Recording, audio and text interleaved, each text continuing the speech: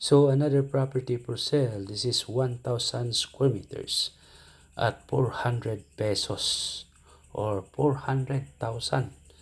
400 pesos per square meter. Let's say 400,000 guys. Almost beside of Mirror of the World, no? Tourist destination. So, malapit lang talaga guys. Very close, no? On the other hand, no, the adjacent is also for sale. The size is 3,000 square meters with a separate or different owner. It is already the adjacent of Mirror of the World. The price is 800 pesos per square meter.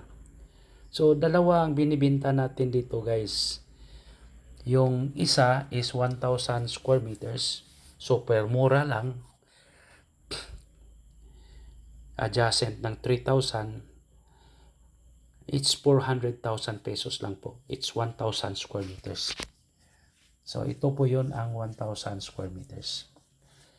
Tapos, ang katabi nito, the adjacent is the 3,000.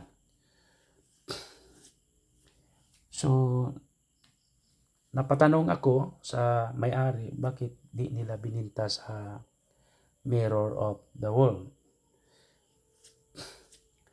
management or may-ari. Sabi nila, sobrang baba daw, hanggang 200 lang sila. So, kasi iba naman talaga ang presyuhan pag ganyan, no? Tapos, sabi nila, malaking kita ni Mirror. Imagine, 170 yata yun in entrance per person. Medyo na ano sila. Hindi natin maano yung may-ari kasi sila naman talaga may-ari. Sila ang gustong magpresyo sa sarili nilang lupa. So, ito po yun, no? This is the 3,000 already, no? Pero we focus on 1,000 guys. It's very cheap, no? Affordable. It has a 6 meters wide road right of way. So, yan po. Yung adjacent, ito na po yun. Ang 3,000, no? Makita natin yung perimeter fence. Ito yan, no? Pinuntahan ko talaga yan, no? May mga marinig natin mga kausap ng mga tao diyan. So, yan po, yun. Mirror of the World na yan. So, yan. The property is 3,000 at 800. Then the adjacent, which we are focusing in selling, is the 1,000 square meters at 400,000 pesos. Ito po yun, no? Mirror of the World, the entrance. So, yan po. So, pinuntahan natin talaga guys. Yan po, ang dami ng mga binibinta kasi sobrang dami talagang pumupunta dyan. So, again, the Mirror of the World is the replicas, no? Replicate.